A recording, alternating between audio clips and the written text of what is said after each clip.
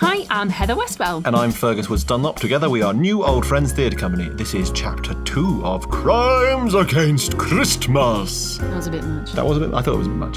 A daily comedy audio drama for Advent. In Chapter 1, we met our art investigator, Peter Artridge, who was hired by a mysterious German stranger to investigate the case of the Fabergé bauble on a remote island at Christmas. Spooky.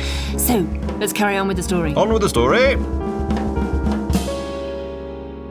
Chapter 2. The Marston's Arms. The invite I'd been left had the same whiff of wealth as the colourless crony who delivered it. A lovely weighty stock with crisp embossed text in rich burgundy. There was even a tasteful illustration of holly in the corners as a festive flourish. They'd really pushed the envelope with their stationery, but as for the content, it was hardly poetic. To Peter Artridge, Esquire, you will attend the annual Richshtenshan Christmas gathering on the Isle of Richshtenshan from the 23rd December to 26th December. No response required. Well, doesn't that just fill you full of festive cheer? It's less an invite and more a summons. In my pomp, there's no question I'd stand for this sort of high-handedness, but my circumstances were lacking in pomp right now, so I simply turned the invite over to look at my travel instructions. They made the front read like the gushing poetry of a love-struck teenager. Richshtenshan is reachable only by boat. Boat will leave Peaspod Bay in 2 days. Return to be arranged once at Richshtenshan. Peaspod Bay is on the Devonshire coast. There was no sign of an Isle of Richshtenshan on the map from which I ascertained this information, but neither were there any other Peaspod Bays in the index, so I struck out for Devon the next morning. I'd no real idea what to expect, so packed for a typical weekend break at one of these country piles, which is to say, lots of tweed and a dinner suit. I also packed some basic investigation materials, to wit, a notebook, a pencil, a hip flask of scotch, and a goodly portion of the cash so recently provided to me with which I intended to win the domestic staff over to my cause. All in all, I was beginning to look upon this jaunt with something approaching excitement, a little festive jolly to a big house on an island hosted by some aspirational aristo desperate to splash his cash. No doubt the spread was going to be splendid and the booze free-flowing. Plus, I had a significant bit of bird already in hand, with 200,000 more in the bush just waiting to be plucked if I could finger a light-fingered lackey. How hard could it be? I was already fairly confident it would be the butler working in cahoots with some foolish maid, neither of whom would have the slightest idea how to get rid of the damn thing, even if they managed to pull it off. Not to mention the fact that I'd be hard-pressed not to pick up the odd bit of business from the other guests at the party once I'd solved the thing. Yes, this little sojourn was shaping up to be a welcome Christmas bonus for your humble narrator, Peter Artridge. It was in this chipper mood that I embarked upon my journey to the bottom left-hand corner of our sceptred isle. I actually found the rail journey quite pleasant. I chatted away amiably with increasingly provincial types who boarded and left my carriage at each stop. The conversations around me shifted from the weather's impact on first the fluctuations of the market, then the expected form of the horse races over the festive season, and finally the harvests. There's something reassuring about the insistence of every strata of British society in discussing, first and foremost, whether they could weather the weather. After a series of changes to locomotives of ever-decreasing size and comfort, I disembarked at Froomley, the closest station to Peaspod. There was a chill in the air and a freezing drizzle, so I flicked up the collar of my Mac and pulled my trilby close to my eyes. I fancy I may have cut a fine figure of the hard-boiled detective, if not for my slightly chattering teeth as I asked the guard on attendance where the nearest public house was. The girl looked like she was part of the furniture of the station, by which I mean she literally resembled some sort of ambulatory luggage rack. Marston Arms, was her loquacious reply. How is best for me and my luggage to get there? I asked, hoping for perhaps a taxi, or at the very least for her to put her obvious natural talents to good use and heft my bags for me. Work and carry 'em, I reckon, unless you're in a hurry. And if I am in a hurry, I asked, making a point to pick up the H she'd just dropped. In that case, I'd run. Sweating it. It's just over there. She jerked her head in the vague direction of a cluster of buildings, but made no further sound nor move to help me with my bags. I got the distinct impression she considered her role as the town's ambassador satisfactorily completed and had no further wish to entangle herself in my story. Well, if she didn't want the handsome tip I would have provided for the service, that was her affair. I manfully hoisted my own luggage and struck out for the warmth and libation that the Marston's Arms would no doubt provide. As I struggled my way to the front door, I took in the building. It wasn't too bad looking, built in the Tudor Revival style, all half-timber, gables and once pretty chimneys. The chimney was listing alarmingly to one side, but there was smoke pouring out of it which raised my hopes of a large open fire, so I bustled in. You're not local, was the booming greeting from behind the bar. The chap must have overestimated the volume of the noise of the rain because he was practically deafening. Spot on, I'm down from London, making my way to Richshtenshan for the festivities. I was actually hoping to secure a room for the night. The name's Artridge. I'm James McMickle. People call me Jimmy. Welcome to Froomley and the Marston's Arms. You'll be wanting a pint of cider. All this was delivered at the same deafening decibel level. Perhaps he had a visual impairment and thought I was farther away than I was. In the next village, perhaps. Not really a fan of cider. I was thinking perhaps something more in the order of an aperitif, a gimlet, perhaps? What you mean you don't like cider? During the initial cut and thrust of this conversation, I'd been busy depositing my bags and extricating myself from my Mac, so it was only now that I had the opportunity to take in the full majesty of Jimmy McMickle. He was at least 6'6" tall, with an astounding profusion of ginger hair sprouting from under his nose, but not a whisker higher than his eyebrows. It gave the effect that his hair had decided it didn't like the heights to which it was expected to cling and had sought safety lower down the man's face. A face which currently was poised somewhere between total confusion and apoplexy. Clearly I'd committed a terrible faux pas with my order. Sorry, what am I saying? Not a fan of cider, indeed. Love the stuff. Just flustered because of the weather. The soothing properties of inane meteorological chit-chat upon the British psyche prevailed, and his face assumed a gentler expression even if his volume remained at full foghorn. Ah, of course. The weather. Bad, is it? Not great, old bean. Got me spouting all sorts of nonsense. Of course I'd enjoy a cider. I'd be delighted to have a small glass. A pint. You'll be wanting. A pint. He gestured to a glass on the bar which I took to be his own given the lack of another soul in the pub. The pint was a cloudy pinkish colour with flecks of white dancing around in tiny eddies within the glass. It looked so thick one could have eaten it with a fork. But the pub was warm, my deduction of a roaring fire had not been wrong, and I'm a born diplomat when it comes to local customs involving alcohol, so I swallowed hard and concurred. Indeed, yes, a pint. A full, delicious pint of fermented apple juice, please. Right you are. We make it from our own apples. He placed a hand the size of a dinner plate upon the lever thingy and pumped out great gushes of the stuff into a glass, proudly plonking it on the bar, spilling a little but not nearly enough for my tastes.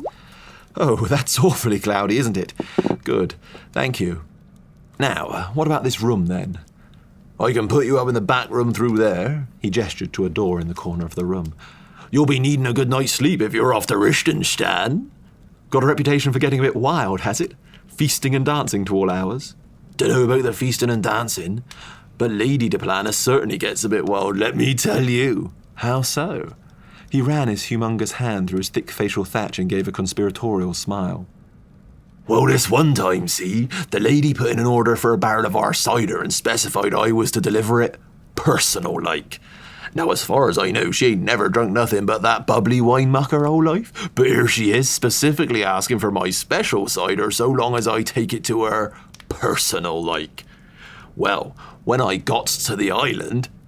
I never did get to find out what happened when Jimmy McMickle got to the island, because at that point an old woman with a collection of wispy white hairs on her chin poked her head around the door to the bar and yelled, "Here, James Anthony McMickle, you better not be telling that story again." What story, ma? Ah, so this was Jimmy's mother. Prodigious beards and large lungs obviously ran in the family. You know what bloomin' story? The story you ain't not supposed to not be telling no one. If you is, don't think you're too big for me to put you over my knee, young man. And you can forget any cider for a week and all. But ma, I wasn't saying anything. I was just sorting out a room for this fella here. Jimmy gestured at me with the exasperated petulance only a child being chided by their mother can muster. He was so caught up in the moment, he almost knocked my pint from the bar, but sadly there was to be no such reprieve. He had, however, given me an idea. Who's he when he's at home, then? Demanded Mrs. McMickle. I swung my arm out, preferring a hand to shake, and accidentally sent my pint flying back off the bar. The glass smashed and the cider sloshed over the flagstone floor, seeping into what might once have been a Persian effect rug, but had long since taken on the role of floor sponge. Artridge is the name. Pleasure to meet... Oh my gosh, I'm so terribly sorry. What a clumsy oaf I am. You must allow me to pay for the breakage, and you'll no doubt need to have that delightful rug cleaned. Or perhaps burned. Never mind that. Let me get you another pint, said Jimmy. No! Cried Ma and I in equally urgent unison. If Mr. Artridge here wants to pay for a new rug, it would be impolite to refuse him now, wouldn't it? Quite so. Please, add it to my bill. I think I must be more tired than I thought. Actually, would it be possible for me to eat in my room? Obviously, I'm happy to pay a little extra for the service. Course we can, darling. Smiled Ma. You just go lie down. James will carry your bags. I think we've got a bottle of whiskey somewhere here and all. That'll warm you up nicely, won't it? At this point, the McMickles engaged in a mother-son conference that I assumed they intended me not to hear, but as they were both possessed of such strident voices, the whispering simply brought their volume down to a comfortable speaking level. What a nice bottle of whiskey. The one with all the dust on it that we can't bloomin' sell because people around here ain't daft enough to pay for that awful muck when they can buy your moonshine for tuppence. Explained Ma, and Jimmy smiled broadly.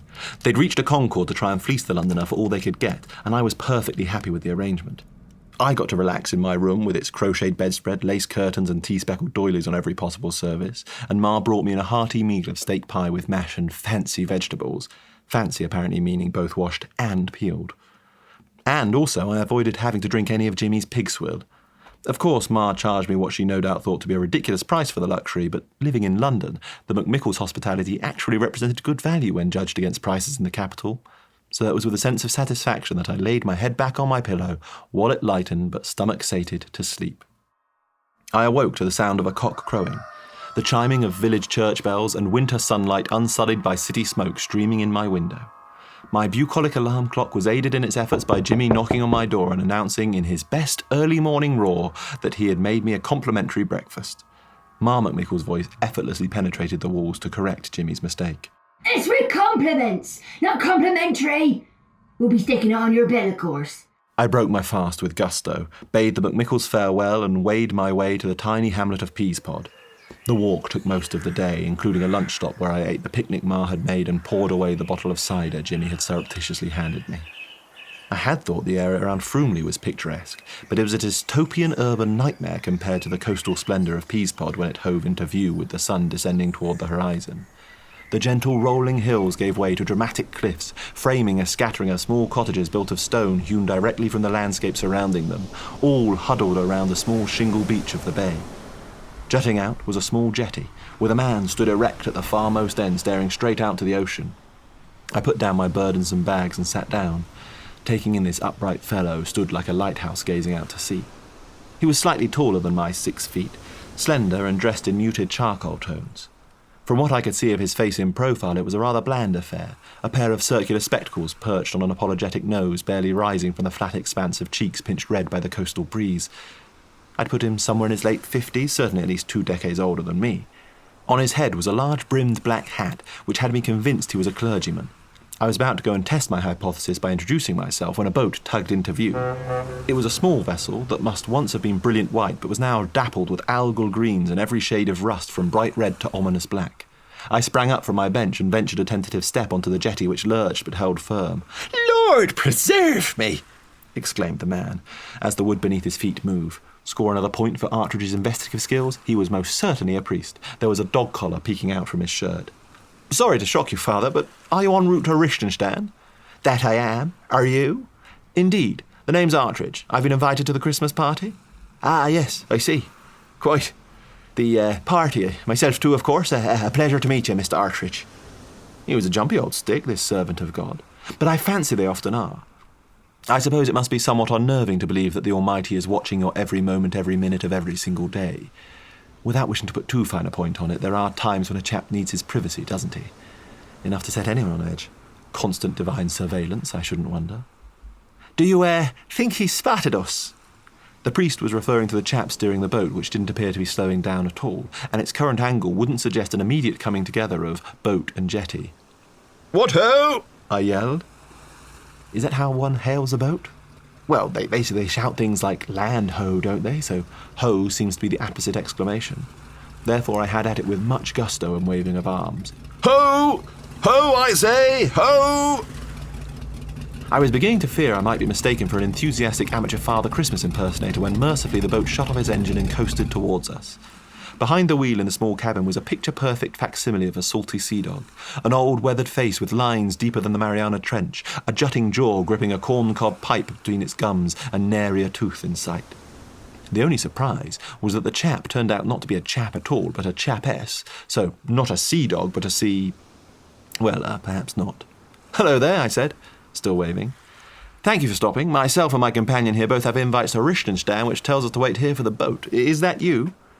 She shifted her pipe to the other side of her mouth. Am I the boat? "Yes." No. "No." The cleric clearly shared my suspicions. "Are you sure?" That I'm not the boat? "Yes, are you sure you're not the boat?" I'm sure I'm not the boat. "Well, we, I suppose. We'd rather hoped you were here to take us to Richshtenshan. I apologise for our error, but I don't suppose you know when the boat to Richshtenshan is going to arrive, do you?" I do. "And could you tell us?" I asked, teeth now gritted against both the wintry sea breeze and this sailor's infernal verbal parsimony. It has arrived. It's here. This is it. "Mother Mary, give me strength, but you just said you weren't the boat." I'm not the boat. I'm Brenda. I pilot the boat. You getting in? After a short pause to allow the fury to subside, the priest and I managed to load our bags on board and settled into a position at the prow, as far from the infuriating boatman lady as possible. Oh, settle in. Been busy on the water today? Keep your eyes peeled and you might even see the swan of Richshtenshan. Shouted Brenda from behind the wheel, chuckling to herself as she did. As soon as she finished speaking, she pulled a cord to blow her whistle and set off, not speaking another word on the journey. I kicked off conversation with my god-bothering companion with an absolute classic of the chit-chat genre, unimpeachable in its blandness. "So, what brings you to Richshtenshan this Christmas?" "What? Oh, yes, well, the same as you, no doubt. An invite like you. I got an invitation, apparently, from one of my former flock, but I don't recall ever ministering to anyone called Richshtenshan." "Really? What about Deplanus? Ring any bells?" "Deplanus? No, not that I can think of." "Well, you know what these aristocrats are like. Never go by just the one name." Yes. Possible, I suppose. It's possible. Do you have any idea what the itinerary might be? The invite promised a Yuletide I'd never forget." "Not a jot, I'm afraid. I have had similar assurances of a grand old time myself, though." I faced out to sea, closing my eyes and tasting the pleasantly salty spray. "Can I ask you a question, Father? I was just thinking, it must have been a bit of a tricky decision for you to leave your congregation at Christmas, wasn't it?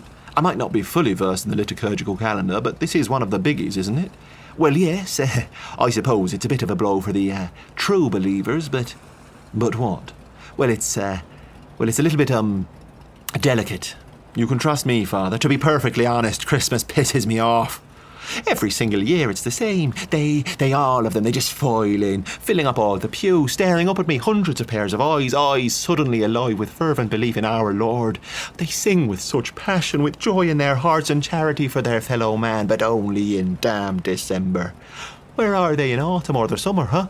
To be sure, they mostly turn up for a week or two at Easter, but in December, everyone's a Christian in December. But it's Christmas they're celebrating, not Christ's Mass, the birthday of our Lord and Saviour Jesus Christ. No, Christmas is just an excuse to eat, drink and spend money. But by January, everybody's bored. Pews practically empty, eyes dull and wandering to their watches again during my sermons, and it's not like they're contributing to the collection plate either. Yet they're more than happy to take a Christingle orange. Cloves aren't cheap, you know. The church is skint. We've watered down the communion wine so much Christ's blood is positively anemic. As he hit his stride, I could just picture him in his pulpit denouncing something or other with all the fire and brimstone of the Old Testament. When I was sure the torrent had exhausted itself, I offered up what scant consolation I could think of. For what it's worth, I don't attend church ever. Not even in December. And the Lord will recognise your disconstant in your wickedness. Thank you. It was an odd benediction, but I was happy to take it, and he seemed genuinely grateful for my consistent lack of piety.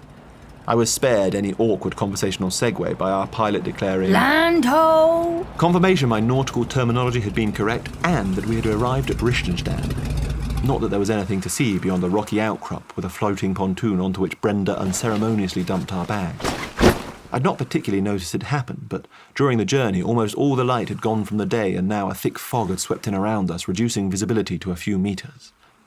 I disembarked, quite nimbly for a landlubber, I thought, and reached a hand back to help the poor priest who was having serious difficulty reconciling the sway of the boat with the bobbing of the pontoon. I managed to manhandle him to safety with no help from Brenda, who was already back at the helm and starting to pull away. "I say, where are you off to? Which way do we go?" I shouted after the boat as it melted into the mist.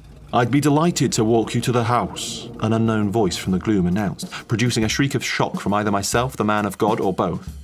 Almost certainly him, though, I should say. Peter Artridge isn't the sort of chap to shriek.